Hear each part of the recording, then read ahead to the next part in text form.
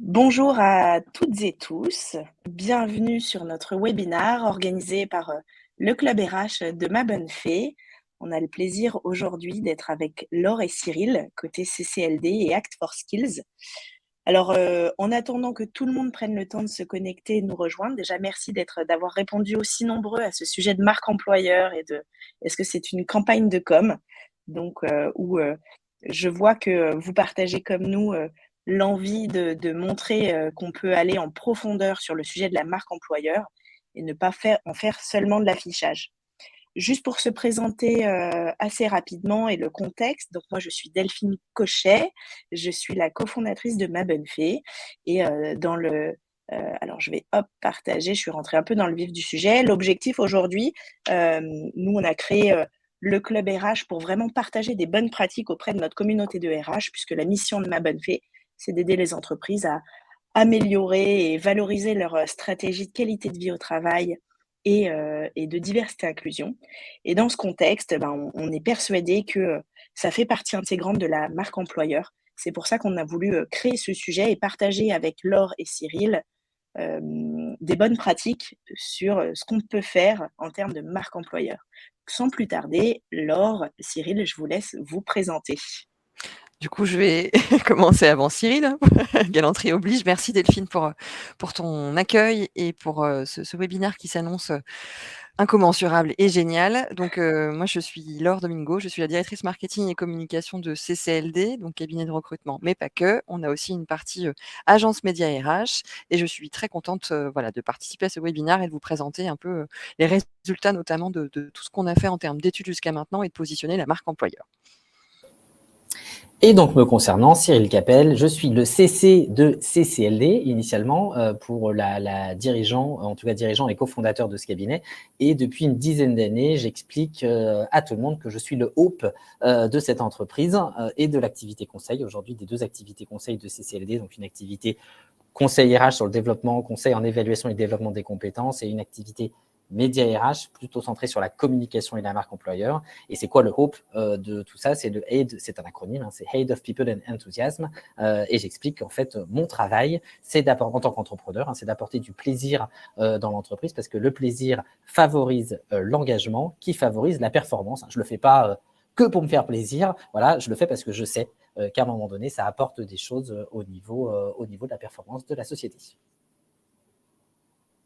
Merci Laure et Cyril pour cette présentation. Donc sans plus tarder, on va vous faire juste un petit sondage. Alors j'espère que je vais pouvoir, voilà, je peux le publier. Hop. L'objectif, c'est vraiment normalement, alors dites-moi juste si vous voyez bien le sondage. Normalement, je l'ai publié. Ouais, vous le voyez bien, super. L'objectif, c'est de savoir un peu où vous en êtes, vous, et puis ça nous permettra aussi d'aiguiller notre discours. J'insiste aussi sur le fait que c'est encore mieux quand c'est interactif. L'idée, c'est évidemment, il y a forcément une part de, entre guillemets, descendant, mais c'est aussi du partage et profitez-en. On vous apporte ce contenu assez riche. Vous avez l'occasion de nous poser vos questions, de faire vos remarques, peut-être parler des difficultés que vous rencontrez sur le sujet dans l'écosystème de votre entreprise. Donc n'hésitez pas à partager, poser vos questions dans le chat. Je vous ai également indiqué que vous pouvez poser vos questions si vous êtes plus à l'aise de les poser en privé. Vous cliquez sur l'onglet questions. Alors, on a les votes.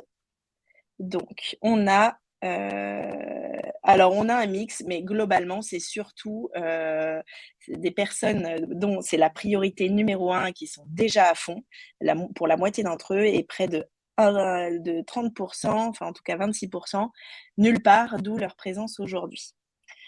Donc au final, on est moitié-moitié avec, il y en a qui ont déjà pris à bras-le-corps ce sujet et d'autres qui ont besoin d'avancer dessus. Laure, je te laisse la parole. Oui, du coup, merci pour le sondage. Du coup, c'est très éclairant. Donc, une seule réponse à ce sondage et il est temps de répondre à vos questions, ce qu'on va tenter de faire dans ce webinaire avec Ma Bonne Fée. On va essayer de déconstruire un peu les mythes et la réalité, de vous poser la question d'où vous en êtes et surtout de passer à l'action. Et donc, Cyril aura le plaisir d'intervenir notamment sur cette partie-là pour vous aider à mettre en œuvre ou à repartir du départ si vous avez besoin ou d'avancer en fonction d'où vous en êtes. Donc, c'est parti. Pour commencer, pour essayer de déconstruire la question de mythe et réalité, ce qu'on a fait chez CCLD, c'est notre 5e édition. On a réalisé une étude candidat en parallèle avec les RH. On a commencé ce type d'étude en avril 2020 au moment du confinement, le tout premier confinement, même si ce mot maintenant est interdit, et on en est aujourd'hui à notre 5e édition. Donc on allait interviewer 750 candidats, dont les 2/3 sont en poste, c'est un élément très important, et 205 RH pour tenter de répondre à une question: est-ce que les candidats et les RH sont-ils vraiment en phase? Et là, vous avez les premiers résultats en exclusivité, puisque l'étude n'est pas encore parue, elle va paraître d'ici la fin de la semaine. Mais en tout cas, on va vous délivrer avec Cyril les premiers insights et les premiers enseignements qui ont en lien avec notre sujet autour de la marque employeur. Non, ce n'est pas juste une campagne de com. Pour le côté mythe et réalité, ce que l'étude nous révèle, c'est que clairement les RH, au sens large, vous êtes beaucoup à vous demander comment être plus attractif. On le sait, on est face à un marché du travail qui s'est complètement inversé, avec beaucoup d'offres et des candidats qui ne répondent pas forcément aux annonces. Donc pendant que vous, la partie RH, vous vous posez la question de comment je peux être plus attractif et comment je peux travailler ma marque employeur, les candidats en face, eux, expriment que clairement, ils ont besoin d'avoir une réponse à leur question: c'est quoi le projet? Ce qu'on observe dans notre étude, c'est que clairement les candidats, même en poste, déclarent qu'ils ont des difficultés à être recrutés ou en tout cas, à passer le cap, puisque en raison numéro 1, c'est le manque de projets qui donne envie, et en raison numéro 3, c'est le manque d'annonces qui donne envie. Donc clairement, pendant que les RH se posent la question, la marque employeur, c'est une priorité pour plus de 90 d'entre eux. Les candidats, eux, disent: «Bah, moi, si je franchis le pas, c'est qu'en face, j'ai un projet qui me donne envie». D'où la question: «C'est quoi le projet et moi dedans?» On est clairement dans ce rapport, on l'a vu sur ces 24 derniers mois, mais ça s'est vraiment, vraiment bien inversé, en se disant voilà, le candidat ou le talent en l'occurrence se dit, même s'il est en poste et donc du coup un collaborateur, se dit bah moi je franchirai le cap, je changerai d'entreprise que si on me propose un vrai projet dans lequel je me retrouve. Clairement, sur la partie marque employeur, ce qu'on s'est intéressé aussi à faire dans notre étude, donc bien sûr, dans notre étude, on parle de la partie engagement et de la partie vraiment recrutement, mais là pour le sujet, on parle vraiment de l'attractivité. On est allé chercher un peu d'insight sur la partie marque employeur concernant les RH notamment et les candidats.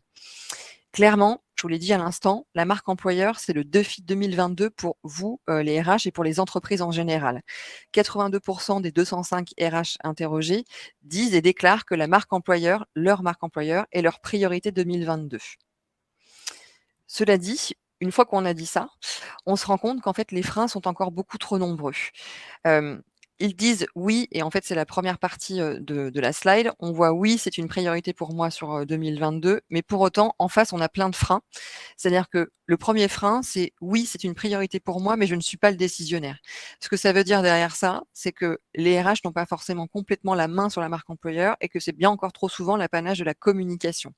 Donc quand on dit: «Je ne suis pas le décisionnaire», ça veut dire clairement que le rôle à jouer là-dedans, c'est de travailler sur l'alignement et le travail avec la communication.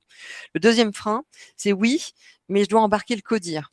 C'est aussi un vrai sujet, on le verra dans la méthodologie, notamment avec Cyril, le fait de pouvoir embarquer les parties prenantes, toute la partie, dirigeant, co-dirigeant et toute la partie, managériale dans le projet pour vraiment que ce soit mis en place. Autre frein, c'est: je suis un peu attentiste, je compte m'y mettre, mais je ne l'ai pas encore fait parce que je ne sais pas par où commencer. Donc clairement, comme je l'ai dit juste avant, 82 des RH disent que la marque employeur est leur priorité 2022, avec encore beaucoup de freins. Donc ce qu'on va essayer de faire, nous, dans ce webinaire, c'est vous apporter des solutions et des pistes de méthodologie pour justement lever ces freins. Clairement, ce qu'on observe aussi dans notre étude candidat RH, dans notre 5e baromètre, c'est oui à la marque employeur. Clairement, et là vous allez peut-être tous sourire, vous le savez déjà, mais clairement c'est bien de le voir écrit. La marque employeur, c'est le critère numéro 1 des candidats pour postuler. On le voit ici, donc pour rappel dans notre étude, les candidats interviewés sont pour les 2/3 déjà en poste. Côté candidat, qu'est-ce qui fait que vous postulez? En 1, on le voit clairement, la marque employeur. En 2, la qualité des annonces. En 3, la marque commerciale.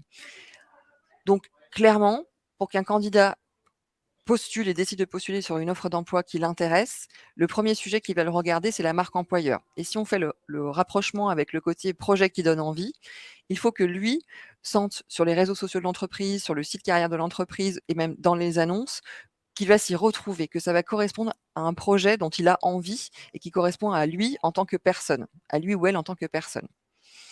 Et clairement, sur notre étude, on se rend compte que RH et candidats, vous êtes plutôt très alignés puisque c'est la même chose côté recruteur qui pense que les candidats postulent pour les mêmes raisons, la marque employeur, la marque commerciale et la qualité des annonces.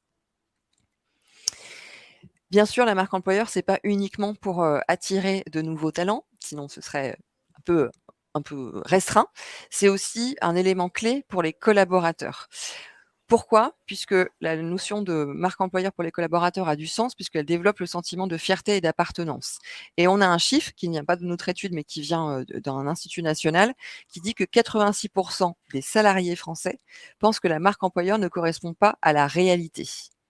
Et pour autant, c'est un enjeu clé de la performance des entreprises, puisqu'elle permet de diminuer de 30% environ le turnover dans l'entreprise et surtout de diminuer de moitié quasi le coût par embauche lié à ça. Donc on est vraiment dans une logique marque employeur, c'est pas qu'une campagne de com, ça sert à attirer les talents, ça permet de déclencher les postulations et les candidatures et ça permet surtout d'engager et de faire en sorte que l'ensemble de la société, les trois parties prenantes, et on y reviendra après avec Cyril, collaborateurs, clients et candidats, s'y retrouvent et qu'on ait vraiment une logique de performance.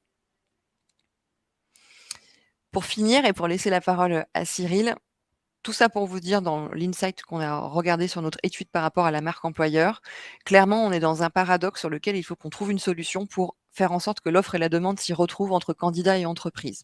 Donc, au moment où vous vous dites certainement derrière vos écrans, les candidats ne répondent pas, ils ne répondent pas à mes annonces, ils ne viennent pas en entretien, ou alors quand ils sont en entretien, ils ne me semblent pas engagés ou pas du tout intéressés par ce que je leur raconte. L'idée, c'est de se dire plutôt comment je, en tant que RH, en tant que personne en face ou même manager, vraiment, je m'intéresse à eux, quelles preuves je peux leur donner et quel vrai projet je peux leur exprimer. Et c'est ce qui va nous permettre vraiment de pouvoir réconcilier offre et demande et de faire en sorte que la marque employeur ne soit pas juste une campagne de com. Et donc, du coup, de faire le lien avec ce qui représente le côté marque employeur. À partir du moment où on commence à parler d'employeur, en fait, on parle d'humain et de replacer l'humain au centre, en fait, de ce qui se passe sur cette partie marque employeur. Et donc, pour le coup, de se dire tout de suite qu'on n'est pas simplement dans une campagne de com. À partir du moment où on parle d'humain, on est dans une dynamique où on va parler entre personnes et pas uniquement sur de la communication. Et d'ailleurs, surtout, ne pas faire uniquement de la communication, puisque les entreprises qui s'y sont risquées et qui ont notamment fait de belles campagnes de com sur des marques employeurs qui paraissaient exceptionnelles, alors qu'en réalité, dans l'entreprise, les choses n'étaient pas aussi géniales que ça. Je pense notamment à quelques sociétés, sans les citer, qui ont parlé de notions disruptives chez elles, etc., à une époque où on commençait à parler de ce mot-là. Et quand on arrivait en interne, il y avait encore le fax qui était à disposition pour envoyer des contrats. On fait ce que j'ai appelé tout de suite, moi, quand les choses sont mises en place ici, de la podologie balistique. Voilà, l'entreprise se tire une balle dans le pied, puisque les personnes qui sont attirées et qui intègrent sont en fait les premières personnes qui quittent le navire trop rapidement, parce que on a oublié que l'expérience qui doit être mise en œuvre autour en fait de cette marque employeur doit être une expérience congruente. Et donc, comment ça marche et pourquoi ça marche comme ça on peut peut-être mettre le schéma direct. Ah bah, il apparaît. Voilà, formidable. Ah bah, hop, il faut peut-être revenir. Juste, voilà, comme ça tout le monde l'aura.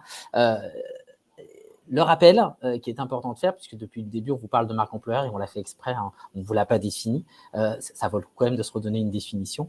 La marque employeur, pour rappel, c'est un communicant génial que je ne vais pas citer, voilà, aujourd'hui, puisque l'objectif n'est pas aussi de citer tout le monde, qui a créé ce terme marque employeur. Mais au départ, la marque employeur, c'est donc une contraction de la définition qui est l'identité employeur de la marque. Ça veut dire qu'en amont, pour que ça fonctionne, il faut que l'entreprise ait travaillé sa marque et donc ait travaillé en réalité son projet.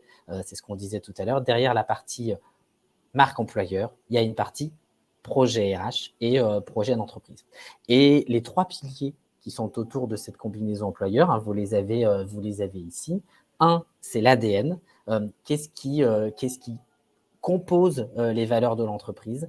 Qu'est-ce qu'on y retrouve en termes de culture? Quel est le positionnement que votre entreprise veut et doit adopter en termes d'ADN?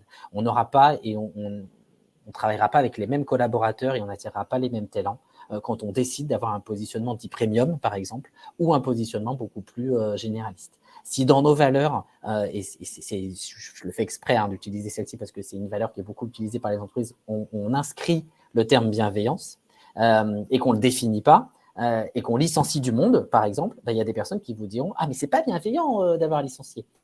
Si au contraire, par contre, on a défini la bienveillance et qu'on explique que d'ailleurs, au niveau de la bienveillance, c'est peut-être par exemple vouloir comprendre plutôt que croire comprendre et que la bienveillance n'exclut pas l'exigence sur un certain nombre de choses, on peut expliquer que malgré la bienveillance, il peut y avoir des sanctions qui peuvent être prises à un moment donné vis-à-vis des collaborateurs. En tout cas, cet ADN doit être défini, vos valeurs doivent être définies et les comportements associés aux valeurs doivent être définis et sont une partie intégrante de ce qu'est l'identité employeur de la marque ou la marque employeur. Au-delà de cet ADN, deuxième pilier de la marque employeur, c'est les pratiques qui sont mises en œuvre derrière. Parce qu'on est dans un monde aujourd'hui de preuves, au-delà justement de la communication, et que si les pratiques ne sont pas alignées ou congruentes vis-à-vis de l'ADN et de ce qui est affiché, on se tire, comme je dis tout à l'heure, on se tire une balle dans le pied. Et donc, les pratiques employeurs doivent être alignées sur cet ADN avec des modes de recrutement adaptés, des modes de formation, des approches aussi vis-à-vis des candidats qui doivent être adaptés à ça. Et donc, tout ce qu'on appelle les points de contact. Et donc, on est vraiment là aussi sur de l'approche en fait marketing au départ. C'est des approches qui au départ sur les approches clients qu'on retrouve sur cette expérience candidat et collaborateur autour de la marque employeur. Et enfin, une fois que vous avez travaillé, et donc c'est pour ça que je le fais exprès, j'ai démarré par le fond, l'ADN, les pratiques, la réalité, alors vous pouvez décider d'avoir une vraie image employeur et donc de faire de la communication avec une promesse qui vient traduire ce qui se passe concrètement dans l'entreprise et qui va vous permettre en fait de travailler autour des parties prenantes de la marque employeur. Et il n'y en a pas 50 en réalité quand on est en train de travailler les plans d'action et on a souvent, voilà, comme le disait Laure tout à l'heure, des personnes qui disent « mais je ne sais pas par où commencer, je ne sais pas comment m'y prendre », etc. Et souvent, notre métier au niveau de l'entreprise et quand on parle de la marque employeur, c'est d'être des simplificateurs. Léonard de Vinci disait « la simplicité, c'est la sophistication suprême ». Et donc, quelque chose qui paraît très sophistiqué comme la marque employeur, on peut la réduire à un moment donné en termes de plan d'action et de pratique. Et d'ailleurs, c'est ce que fait très bien Delphine avec Ma Bonne Fée sur un certain nombre de choses parce qu'elle apporte justement des actions. C'est aussi pour ça qu'on avait envie de travailler ensemble sur ces sujets-là. C'est de se dire, OK, l'image, où est-ce que je dois la retrouver ? Eh bien, je dois la retrouver sur mes 3 parties prenantes. Bien entendu, les candidats, pour pouvoir les attirer, mais également, et j'ai envie de dire, surtout aujourd'hui, compte tenu de notre Great Resignation, j'ai un très mauvais anglais, donc je vais pas mettre ça, mais donc ce grand départ de beaucoup aujourd'hui de collaborateurs. Donc le deuxième, c'est les collaborateurs pour travailler le sentiment de fierté, d'appartenance à l'entreprise. Et enfin, le troisième, c'est les clients. C'est souvent oublié d'ailleurs par la partie RH, cette partie client, alors qu'en fait, la marque employeur et donc l'identité employeur de la marque, on fait exprès de bien utiliser ces 3 termes-là, elle n'a d'intérêt que si elle sert la performance de l'entreprise à un moment donné. Et au-delà même de baisser le turnover parce qu'effectivement, on garde les collaborateurs, en fait, la partie sympathie de l'identité employeur favorise le business. Souvent, je prends l'exemple quand je dis ça parce que je sais qu'il est frappant et les personnes l'entendent, de nos amis Michel et Augustin qui avaient énormément travaillé en fait cette partie identité employeur de leur marque en allant chercher des candidats dans le métro, etc. Enfin, il y avait eu pas mal d'actions, pour le coup d'actions de communication qui avaient été mises en œuvre, mais l'idée c'était de se dire, on part de la marque, on a créé des trublions du goût et on va utiliser ce côté trublion à l'intérieur de la partie RH. Donc, je prends l'ADN de l'entreprise, ce que j'ai envie de faire, et je le colle, je le mets en œuvre sur la partie recrutement. Et en fait, la partie sympathie de cette entreprise a aidé le business à se faire connaître, au-delà du recrutement, à se faire connaître par les consommateurs.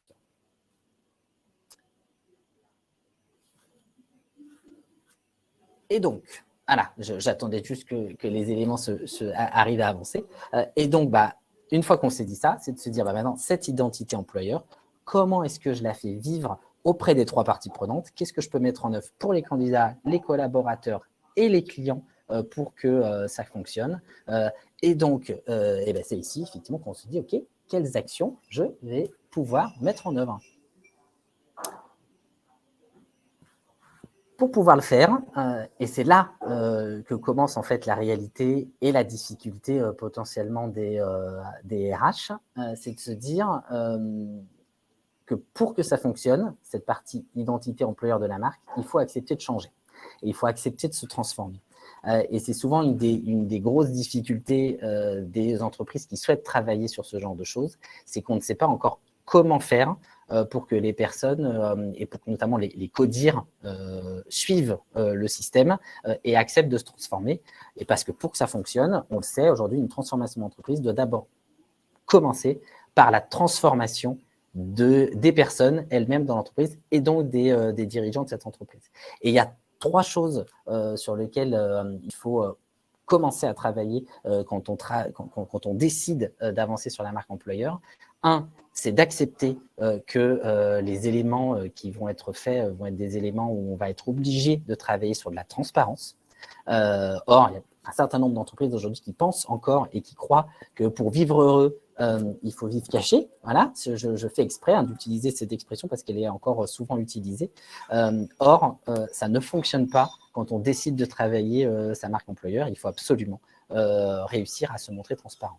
Deuxième élément, il faut aller chercher dans l'entreprise des preuves, des choses concrètes qui existent, je vous le disais tout à l'heure, qui donnent des raisons de croire et des raisons et des envies pour les uns et les autres d'avancer, et surtout de réussir en mode un peu happy, et ça tombe bien parce qu'on est aujourd'hui dans un hôtel avec Laure, c'est ce qui fait que vous avez derrière des choses un peu particulières, c'est qu'on était ce matin en séminaire et on est dans un hôtel qui parle justement de choses happy, mais pour le coup, c'est dans les raisons de croire, ça fait partie des choses, l'optimisme qui est important, c'est-à-dire qu'à chaque fois que quelque chose se met en œuvre et que ce quelque chose a des résultats, dans la partie marque employeur, il faut pouvoir les communiquer rapidement aux collaborateurs pour faire des collaborateurs très rapidement, le troisième levier, des ambassadeurs de ce qui est en train de se passer, parce que plus les collaborateurs vont relayer à un moment donné ce qui est en train de se passer, plus vous allez réussir à rentrer dans un cercle vertueux qui est un cercle qui vous permet d'avancer. Là, d'ailleurs, je peux peut-être donner la parole à Delphine, parce que j'imagine que là-dessus, elle a des choses à nous dire. Oui, tout à fait. Et pour rejoindre ce que tu disais tout à l'heure dans tes chiffres, Laure, sur la partie choix d'un emploi et collaborateur, ce qui est attendu aujourd'hui, il y a énormément de chiffres qui montrent qu'il y a ce côté sens, évidemment, dans ma mission, dans mon rôle au sein de l'entreprise. Il y a aussi pour 6 salariés sur 10, le choix d'un emploi, c'est aussi lié à l'équilibre vie pro-vie perso. Donc ça, c'est des sujets aujourd'hui, que ce soit candidats ou collaborateurs, qui sont partie prenante de la marque employeur. C'est comment moi, en tant qu'individu, et tu parlais de l'humain Cyril, je suis intégrée dans mon entreprise, quel que soit mon parcours de vie, mes situations personnelles, et comment l'entreprise me donne les outils pour que justement je puisse être épanouie moi-même dans l'entreprise. Cyril, je sais que tu parles beaucoup des collaborateurs et collaboratrices. L'objectif, c'est encore une fois comment, dans ma marque employeur, je rends mes collaborateurs, quel que soit, et j'insiste, leur parcours de vie, qui puissent être acteurs de leur épanouissement et de leur rôle dans l'entreprise. On est d'accord. Et d'ailleurs, ça, c'était un terme effectivement que sur lequel j'avais beaucoup travaillé dès 2012 dans l'entreprise pour expliquer qu'en interne, chez CCLD, on ne recrutait pas des consultants, mais donc des collaborateurs. L'idée derrière ce terme-là, c'était de lutter contre un sentiment à l'époque qui commençait à être de plus en plus vu dans les entreprises, et je sais qu'aujourd'hui, certaines en souffrent encore, et on intervient d'ailleurs chez certaines d'entre elles pour éviter ça, de sentiment d'impuissance. Voilà. Et dans une entreprise, quand on commence à vivre une sorte de sentiment d'impuissance parce qu'on travaille en silo et qu'on a le sentiment qu'on ne peut pas faire changer des choses, et qu'en fait, c'est un tel qui doit le faire, mais il ne l'a pas fait, donc on ne peut pas avancer, mais je le ferai plus tard, etc. On devient une entreprise, j'appelle ça ces entreprises, des entreprises CPG. CPG, ça veut dire c'est pas grave, voilà. Et la marque employeur est là aussi pour lutter contre cette idée-là qu'on peut devenir une entreprise, c'est pas grave, et justement plutôt avancer et mettre en œuvre des choses pour que tout le monde puisse se dire je peux être acteur à mon niveau de la performance de l'entreprise. Et donc, concrètement, comment on fait ? Parce que là, on se dit des tas de choses qui, à mon avis, intéressent beaucoup de personnes en se disant, bah oui, effectivement, si dans notre entreprise, on pouvait faire ça, ce serait très bien. Et ben, en fait, on a mis en place une méthode. Alors, là, on vous a simplement mis une slide pour vous la décrire très rapidement. Et ensuite, je laisserai Laure, du coup, un petit peu plus la détailler parce que ça permettra de vous donner des choses concrètes. Parce que souvent, dans les webinaires, on a des retours, des fois, de personnes qui disent « Ah, mais il nous manquait des choses concrètes. » Donc, nous, pour le coup, dans les webinaires, on donne la méthode. Après, elle n'est pas toujours évidente à mettre en œuvre tout seul. Mais il y a des entreprises qui l'utilisent et qui se disent « Tiens, on va essayer et on va avancer en tout cas sur ces éléments-là. » Mais de manière assez synthétique, ce que vous voyez apparaître ici, donc avec un état des lieux, IME, c'est un indice de marque employeur que Laure vous expliquera après. Comment donner sens et forme à ce qu'on vient de se dire via des workshops, donner vie à un système et réussir à ce que les personnes puissent incarner ces éléments-là. En règle générale, en fait, toute la partie diagnostic de ces éléments-là avec l'entreprise, les workshops, dure environ 3 mois. Et un projet de marque employeur se met en œuvre, quand ce n'est pas justement simplement une campagne de com, voilà, c'est bien la différence qu'on fait avec ça, se met en œuvre sur un projet en règle générale de 3 ans. C'est-à-dire que suite à ce qui apparaît ici, vous pouvez travailler sur un projet sur 3 années qui donne justement du sens aux personnes qui sont dans l'entreprise et qui voient avancer les projets petit à petit avec des objectifs très clair sur les différents items qu'on citait tout à l'heure auprès des candidats, auprès des collaborateurs et auprès des clients pour fluidifier tout ce qui est mis en œuvre. Et là, je laisse la parole à Laure qui va vous détailler un petit peu plus le système. Alors, comme tu l'as dit à juste titre, Cyril, donc une méthodologie pour rentrer dans la première partie, donc entre état des lieux et IME, donc environ 3 mois quand on accompagne les entreprises sur ce sujet. Le premier sujet, et non des moindres, et même si on a déjà avancé dans sa marque employeur, c'est bien de pouvoir réaliser un état des lieux sans chichi et sans froufrou. Ça doit vous faire sourire quand vous lisez sur la slide. En gros, pourquoi on dit ça? C'est qu'il y a une vraie notion d'authenticité à avoir et de passer en mode écoute. On le disait au départ, en préambule, les collaborateurs et les candidats ont envie de projets qui leur donnent envie. Et clairement, il faut pouvoir aussi se mettre dans une posture en tant qu'entreprise en se disant, on fait tomber un peu les a priori ou en se disant, nous, on fait plein de choses, en se disant, finalement, est-ce qu'on se confronterait pas à la réalité qui est vécue par les collaborateurs? Donc, c'est ce qu'on appelle un état des lieux. Il y a plusieurs moyens de le faire. Il y a des moyens donc, dans lesquels nous, on accompagne les entreprises sur ces sujets, avec notamment des workshops avec les parties prenantes. Ça peut être au regard d'un bilan d'étonnement et au regard des éléments que je vais vous présenter tout à l'heure, avec des collaborateurs, des managers, ça peut être avec les membres du CODIR. On peut vraiment avoir cette notion de partie prenante de l'entreprise autour de nous. Ça peut être aussi, et on le fait également sur la partie CCLD, dans la partie cabinet de recrutement, quand on fait des profils de poste, de l'immersion, c'est-à-dire d'avoir des partenaires, des agences qui viennent directement vivre la vie des collaborateurs sur place pour vraiment s'immerger dans la réalité de l'entreprise. Et pour boucler la boucle, ça c'est la cerise sur le gâteau, c'est de pouvoir mener, beaucoup d'entreprises le font, et notamment après cette période Covid, un sondage, une enquête, un baromètre collaborateur pour aller chercher finalement la réalité vécue dans l'entreprise. Et en partant de là, ça permet d'avoir une vision claire et plutôt objective de ce qui est vécu réellement par les collaborateurs, puisque ce qui compte dans toute cette histoire, c'est la réalité, la transparence et, comme le disait Cyril et aussi Delphine, les raisons de croire et le côté vraiment incarné du sujet. Une fois qu'on a... Je rebondis là-dessus, excuse-moi Laure, parce que moi j'échange souvent avec des équipes RH qui me disent je ne veux pas spécialement poser la question, faire cet état des lieux, parce qu'après c'est ouvrir la boîte de Pandore si je leur demande des questions sur l'équilibre vie pro vie perso, sur aussi toute la partie management, etc. Au contraire, nous là on met vraiment entre guillemets les pieds dans le plat. C'est-à-dire que c'est en allant poser les questions, en allant se confronter vraiment au ressenti des collaborateurs, que vous allez pouvoir apporter les évolutions nécessaires et ensuite rejoindre une marque employeur qui est, comme disait Cyril, congruente avec ce qui est vécu dans les réalités des collaborateurs. En fait, pour te rejoindre, poser la question, c'est déjà se mettre en action. Et les concepts aujourd'hui que j'imagine beaucoup d'entre vous connaissent sur notamment la symétrie des attentions, ce genre de choses, font qu'à partir du moment où on se met en mode écoute qu'on pose des questions, qu'on va chercher de l'information, même si cette information est critique. J'ai envie de dire, heureusement qu'elle est critique, parce que ça veut dire qu'on peut s'améliorer. Enfin, moi, je suis quelqu'un de très positif, donc je vois toujours ce côté-là. Mais malgré tout, c'est de se dire, OK, on vous a écouté, et donc maintenant, on va commencer à mettre en œuvre des plans d'action pour se mettre en processus d'amélioration. Le fait déjà de faire ça, vous diminuez une grande partie de votre turnover parce que la personne se sent considérée. Si vous regardez les pyramides de Maslow, etc., enfin, il suffit de ne pas aller bien loin pour savoir que ces éléments-là font partie des systèmes dits de symétrie des attentions vis-à-vis des collaborateurs. Et plus on donne de l'attention, plus on en obtient en retour. Exactement. Et donc cet état des lieux est justement hyper nécessaire.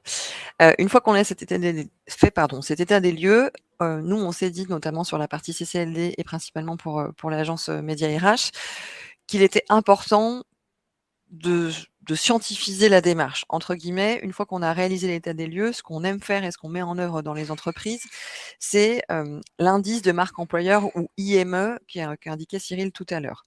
Ça permet d'avoir une photographie presque scientifique, un indice sur différents items pour vous aider à vous dire finalement quelles sont les priorités, quelles sont les clés de mon projet marque employeur pour qu'il soit réussi. Plus concrètement, on s'inspire de la partie marketing, puisque voilà, on le sait, maintenant, on devient vraiment sur la partie marketing RH, en allant chercher tous les indicateurs. Donc, c'est un état des lieux et un IME qui est très fouillé, hein. C'est-à-dire que c'est vraiment une recherche, un benchmark qu'on va réaliser sur vos concurrents, etc. Et on va aller chercher sur tous ces indicateurs. Donc, ça va du positionnement au sens jusqu'à l'engagement. Donc, encore une fois, on rend les lettres de noblesse à la marque employeur telle qu'elle doit être, c'est-à-dire s'intéresser aux candidats, mais aussi aux collaborateurs et aux talents qui sont dans l'entreprise, en allant chercher des éléments d'analyse pour pouvoir tirer des indices. Si je donne un exemple concret, si je prends le site carrière, on va aller analyser le parcours du candidat sur le site carrière. Est-ce que c'est facile? Est-ce que c'est facile d'aller postuler? Est-ce que ça se fait en un clic, en deux clics, en trois clics? Quelle est la qualité des annonces? Est-ce que du coup on va les accrocher, etc. Et on en détermine un indice. Par exemple, je donne un exemple complètement sorti du contexte. On est sur un indice de 25 sur 100 par rapport à des concurrents qui, eux, sont associés à une note de plutôt 60 sur 100. Donc, on sait que dans la notion de plan d'action lié à la marque employeur, on va aller peut-être traiter plutôt ce sujet qu'en priorité. Et on peut faire la même chose si je prends le sujet de l'engagement pour accrocher avec ma bonne fée, de se dire, voilà, au niveau de l'onboarding des nouveaux collaborateurs, est-ce que les managers en place suivent une méthodologie, accompagnent les collaborateurs du départ de leur mission jusqu'à 3-4 ans? Est-ce qu'il y a des processus qui sont mis en place pour aller mieux communiquer avec ces nouveaux engagés? Enfin voilà, on va aller vraiment poser plein de questions, aller chercher et pour pouvoir analyser finalement quel est votre indice de marque employeur et quelles sont les priorités à aller travailler.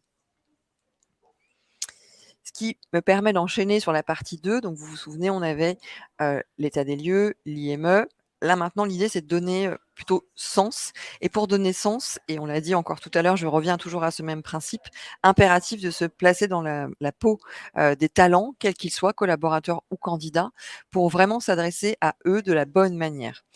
Et ce qu'on aime faire, et notamment c'est ce qui ressort dans notre étude, donc il y a eu une question à laquelle j'ai répondu tout à l'heure. Donc l'étude va apparaître d'ici la fin de la semaine. Vous l'aurez bien sûr en exclusivité dans vos mails puisque vous êtes participant à ce webinaire. Donc on est allé chercher aussi les moteurs au changement. Pourquoi les candidats et les talents, même en poste, nous disent j'ai envie de changer d'entreprise, parce que clairement dans leur entreprise, ils ne se sentent pas reconnus et ils ne se sentent pas entre guillemets managés.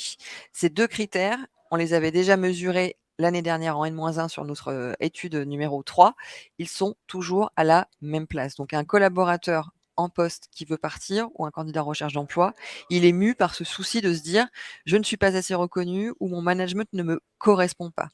Ce qui nous permet clairement de se dire qu'est-ce qui va faire dire aux talents, surtout dans la partie marque employeur, oui à un nouveau projet. Et on le voit et c'est très net et ça correspond encore une fois à la notion de projet qui donne envie. Les candidats disent je vais rejoindre un nouveau projet puisque je suis en parfaite adéquation entre mes valeurs et celles de l'entreprise. Et bien entendu, je les vois, elles s'expriment, elles sont prouvées. Et en même temps, dans l'entretien, dans tout le sujet du process de recrutement, ça correspond à mes attentes.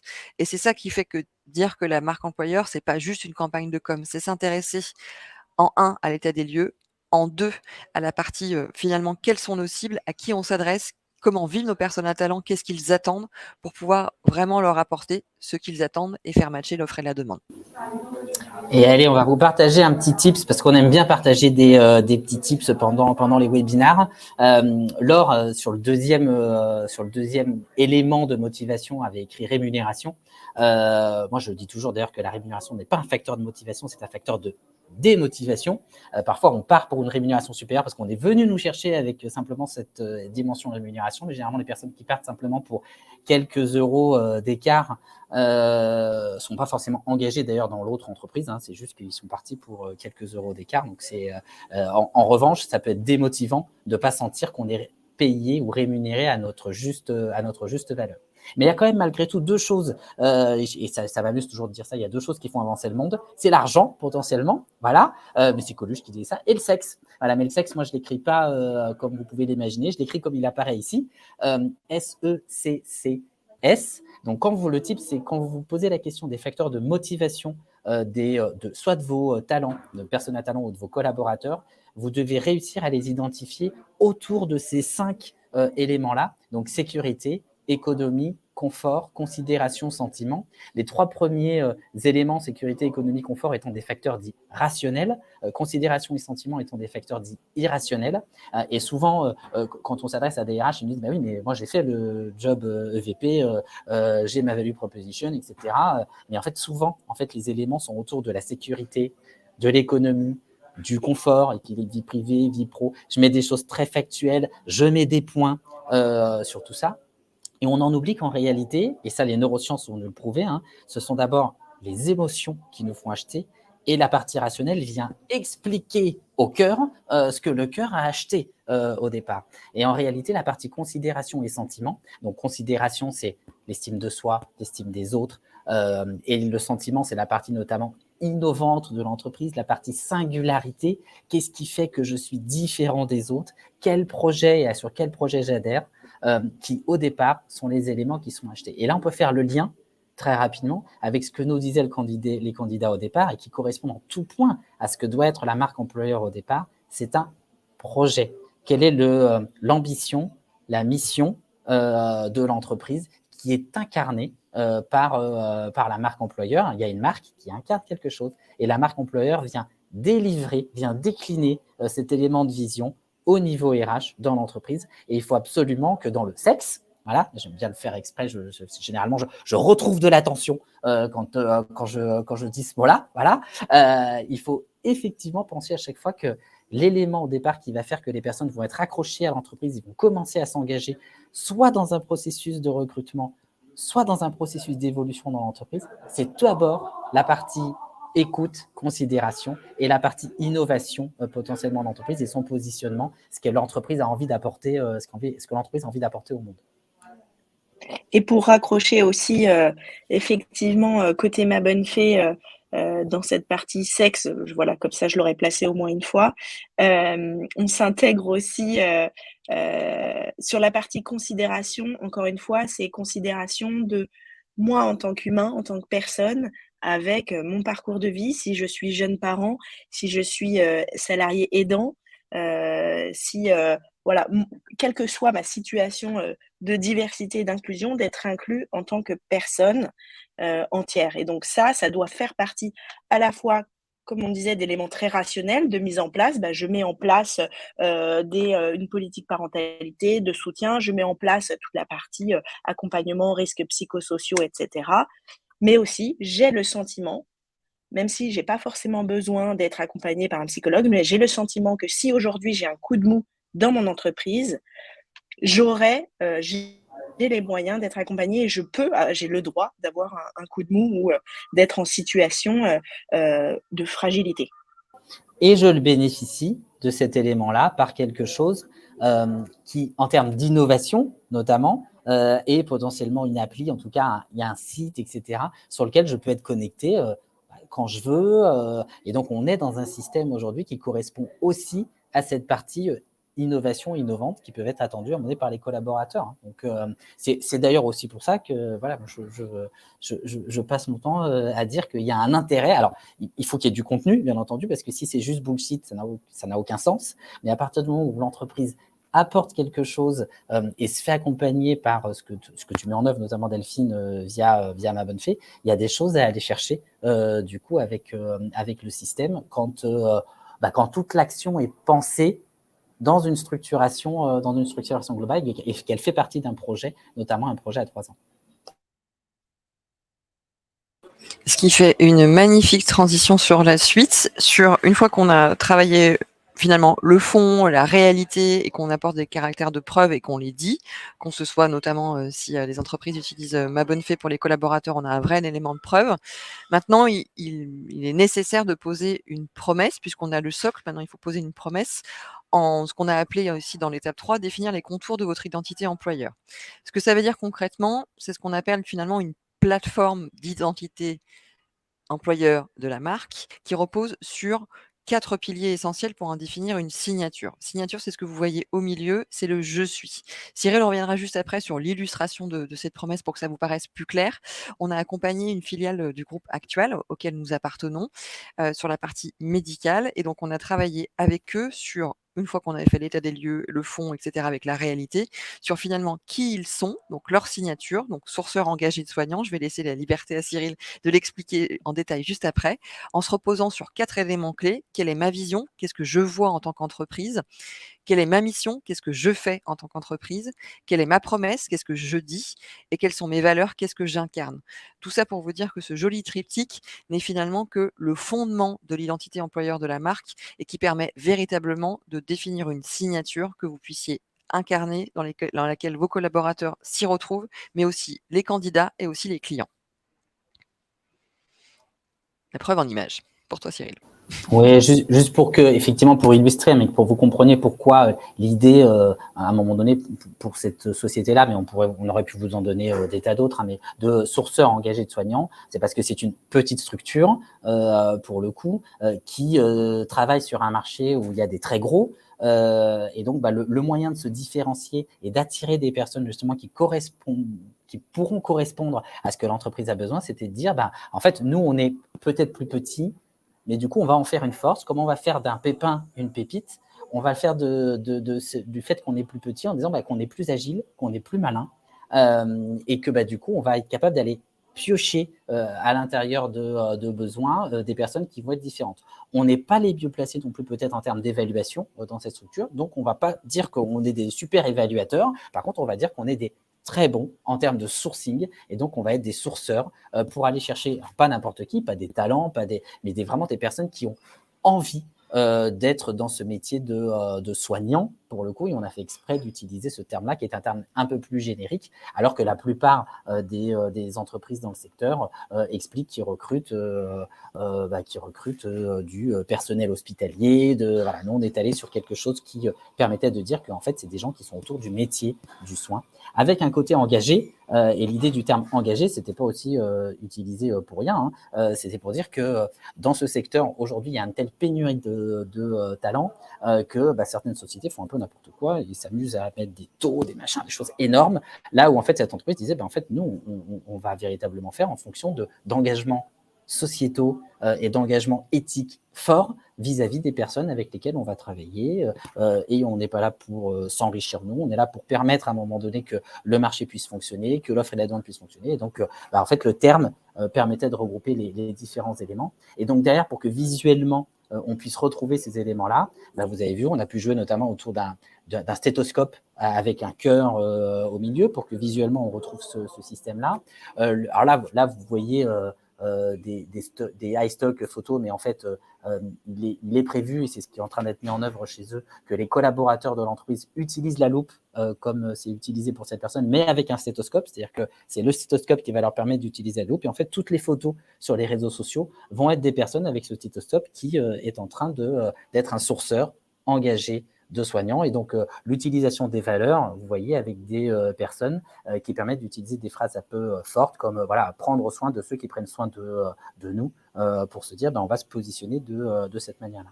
Et l'utilisation des valeurs dans l'entreprise n'a pas été faite pour rien. Elles n'étaient pas définies dans cette société, donc on s'est amusé et on les a aidés à les définir, à mettre les comportements associés autour de ça. Et aujourd'hui, dans le cadre des recrutements qui sont faits pour l'entreprise, les recrutements sont faits à partir des comportements associés à ces valeurs, c'est-à-dire qu'ils posent des questions qui sont des questions dites stars ou des questions situationnelles qui sont liées en fait au recrutement qu'on peut faire par rapport à ça. Et sur les entretiens annuels d'évaluation des collaborateurs, on va retrouver les valeurs, les comportements associés pour permettre chaque année d'évaluer ses propres collaborateurs autour du comportemental et des valeurs de l'entreprise. Et donc, pour le coup, on ancre définitivement les valeurs, les comportements et donc la culture d'entreprise autour des éléments autour de l'engagement. Je ne vais pas rentrer dans ce qu'eux, ils utilisent, mais autour de ces éléments-là pour rappeler en permanence que les comportements adaptés dans l'entreprise sont ces comportements-là et ce sont les profils de succès de la société. Et donc, ça a un impact sur les candidats, sur les collaborateurs. Alors là, pour le coup, je ne peux pas encore vous dire si ça a un impact client parce que cette entreprise est en train de démarrer donc, à l'intérieur du groupe. Mais j'ose espérer que ça va avoir un gros impact client parce qu'ils ont un positionnement, ça va leur permettre en fait un positionnement très différent par rapport aux autres entreprises du secteur. En tout cas, on est allé chercher une singularité vis-à-vis du marché et l'identité employeur de la marque doit vous permettre d'aller vous aussi rechercher votre singularité. C'est notamment l'objectif quand on utilise ce que Laure appelait l'IME tout à l'heure. Tu aurais pu continuer, hein. T'étais lancé. Non, mais je te laisse faire. Là, on est dans la partie, effectivement, dans ce que a abordé Cyril. Et du coup, j'ai enchaîné sur les slides puisqu'on était vraiment dans ce côté partie prenante, s'adresser donc aux trois parties, à savoir collaborateurs, clients et candidats. Et ce que tu as dit à juste titre, Cyril, c'est que l'identité employeur de la marque, c'est avant tout en lien très fort avec la culture d'entreprise. C'est son caractère, sa personnalité. Et c'est ce qui la rend, du coup, unique. Mais pas seulement, c'est surtout ce qui est connu, vu et perçu par les collaborateurs. On en a parlé avec toi, Delphine, notamment très fort. Je ne sais pas si tu veux rajouter quelque chose d'ailleurs sur le sujet. Les candidats et les clients. Et c'est vraiment ce qui rend l'entreprise véritablement unique. Et on va venir maintenant au côté concret sur cette dernière partie. Quels sont les moyens, les actions à mettre en œuvre pour faire que l'identité employeur de la marque rende votre entreprise unique et s'adresse aux clients, aux collaborateurs et aux candidats? Et du coup, on a chacun notre mot à dire sur ce sujet. Delphine, si tu veux commencer, sur la partie client notamment. Avec plaisir. Alors, j'en ai parlé tout à l'heure sur la partie collaborateur, c'est rejoindre justement la parole aux actions.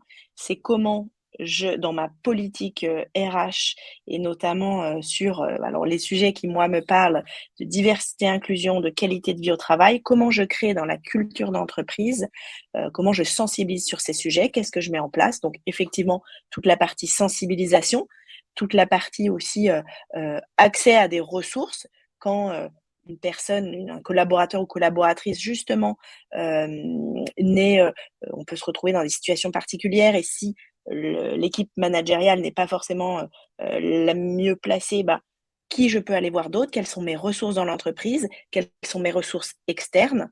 Donc tout ça, c'est vraiment pour l'entreprise d'aller inclure dans la culture d'entreprise les sujets de diversité inclusion, les sujets d'équilibre des temps de vie. Encore une fois, ce sont des attentes fortes des collaborateurs et collaboratrices.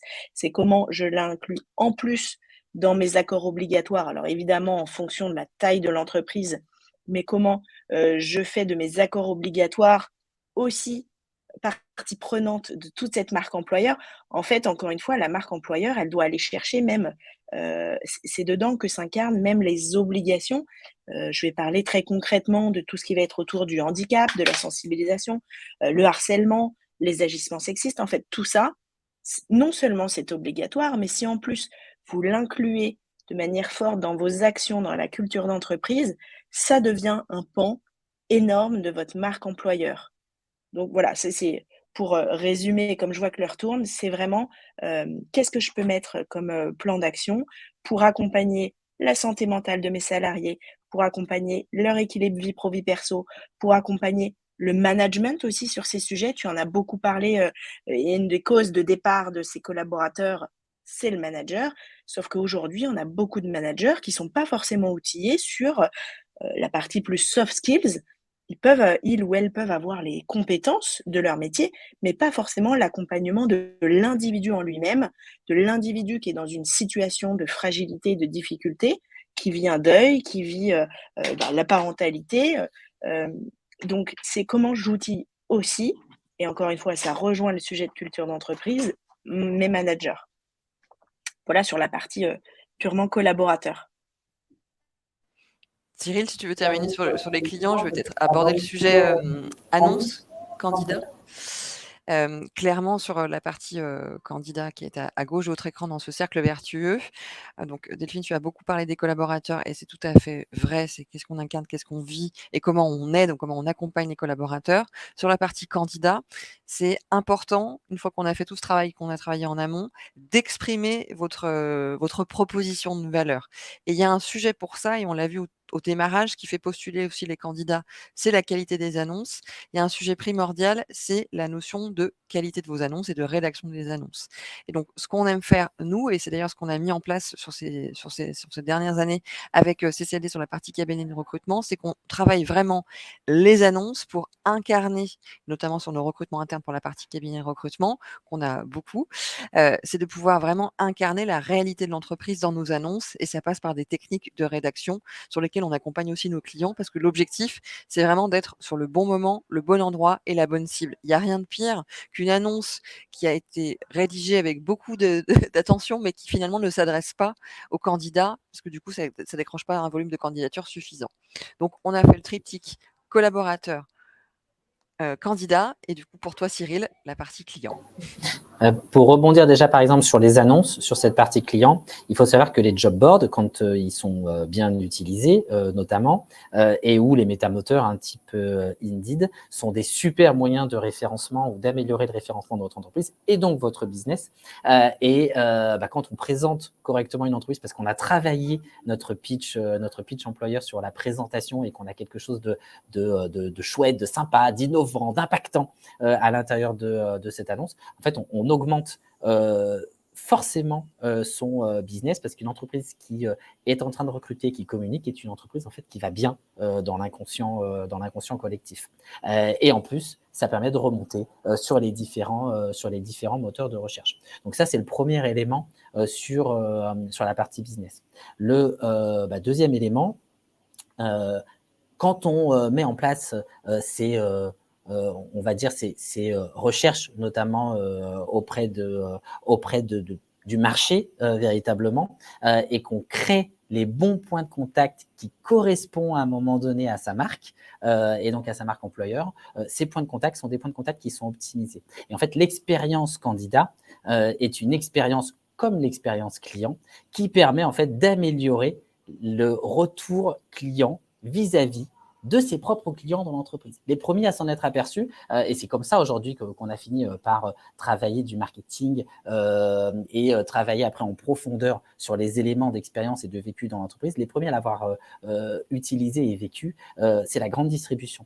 La grande distribution avait quelques années d'avance là-dessus. Ils se sont très vite aperçus que eux, quand ils recrutaient, en fait, les personnes qu'ils étaient en train de recruter étaient aussi des clients de leur propre magasin. Et en fait, la distribution et le retail a beaucoup appris et a permis à beaucoup d'entreprises, petit à petit, de mettre en œuvre des plans qui leur permettent à un moment donné de, là aussi, utiliser ce qui est en train de faire sur cette partie employeur pour réussir à créer de meilleures connexions avec les clients d'entreprise. Enfin, le dernier élément, quand on parle de clients de l'entreprise, on oublie souvent de les associer au recrutement de l'entreprise avec laquelle on travaille, alors que, notamment quand il y a des campagnes d'alternants, c'est souvent le petit tip, ce que j'aime partager, les campagnes d'alternants dans l'entreprise, on se dit, OK, qu'est-ce que je dois faire, comment je peux faire, où est-ce que je vais diffuser, donc on utilise les job boards un peu habituels.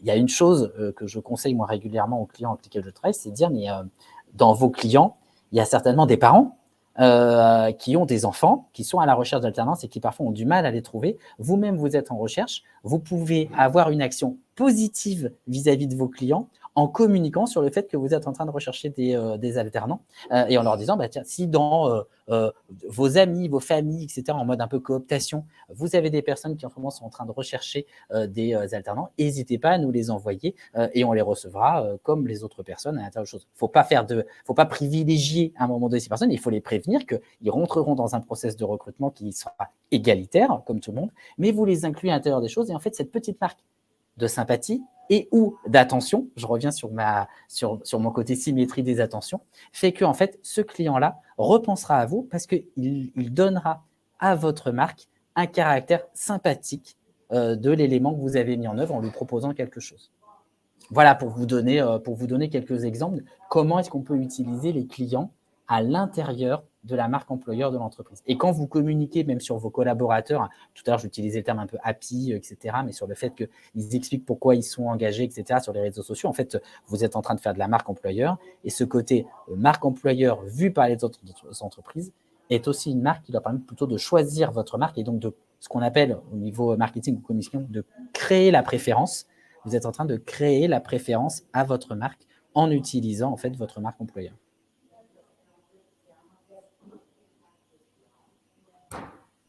Des questions peut-être. Crachat, injure, colibet. Non, on ne fait pas dans un webinaire, on ne peut pas faire ce genre de choses. Il y a une question qui a été posée, c'est à partir de quel moment ou quelles actions on peut estimer que justement on a eu tout bon et qu'on a une marque employeur qui est impactante.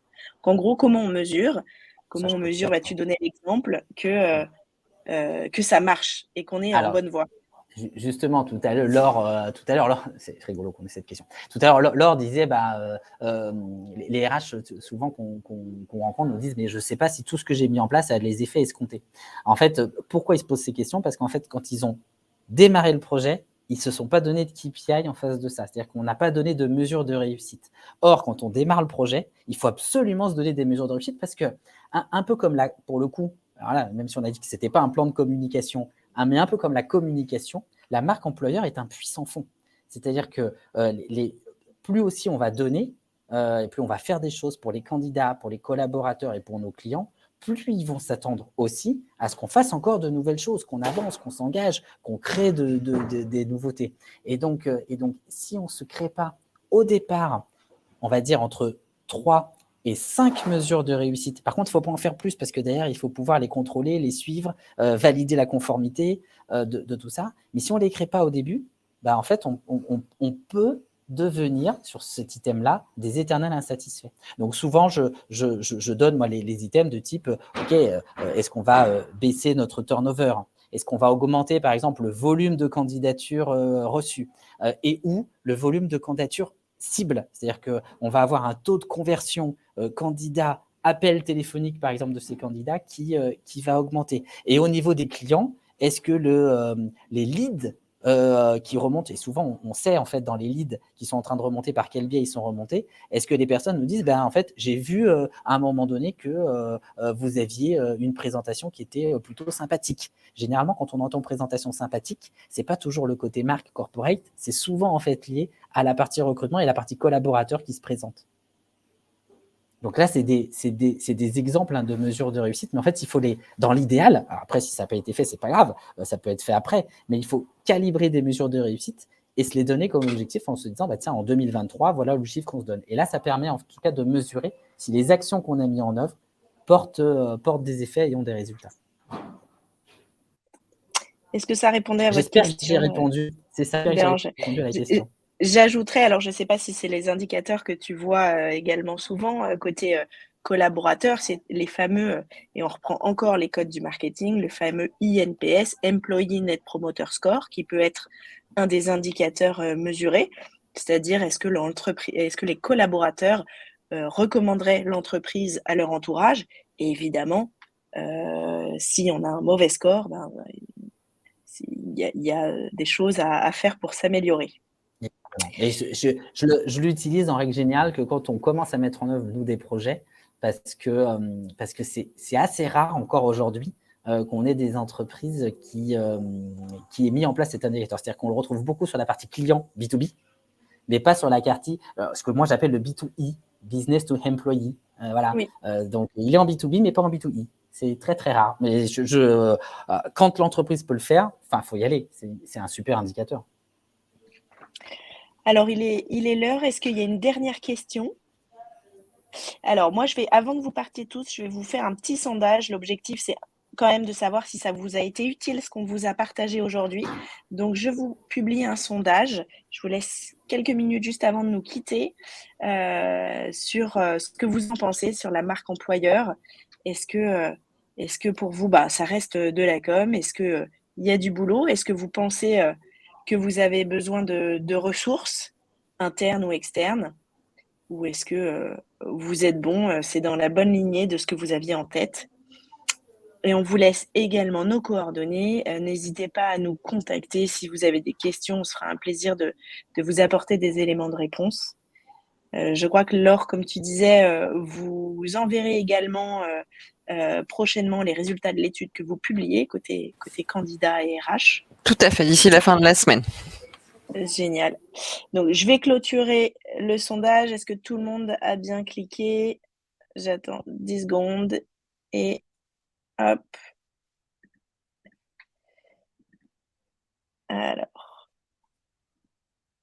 Alors, pour les 3/4, c'est j'ai du boulot et j'ai besoin de plus de ressources. Donc voilà. Donc, n'hésitez pas, évidemment, avec plaisir pour vous renseigner, voire vous accompagner. Côté CCLD, Act for Skills, Laure ou Cyril. Côté Ma Bonne Fée, vraiment collaborateur, mais pas seulement. En tout cas, dans la partie soutien, diversité, inclusion, qualité de vie au travail, avec Ma Bonne Fée, on sera ravis de vous accompagner. Et sur le jet du boulot, n'ayez pas peur. Une montagne, ça se gravit étape par étape. C'est ça, comme dit une personne que je vois très souvent, un éléphant, ça se mange morceau par morceau. Voilà. C'est une autre manière de le dire. Merci à toutes et tous. Très bonne fin de journée et on espère vous retrouver prochainement sur les réseaux ou sur nos webinars. N'hésitez pas à suivre également, à vous inscrire sur le Club RH, puisque c'est au sein de ce Club RH qu'on vous partage des bonnes pratiques sur tous les sujets, en tout cas qualité de vie au travail, attractivité, rétention des talents. À très vite. Merci à tous et toutes. Merci Delphine, merci à tous. Merci.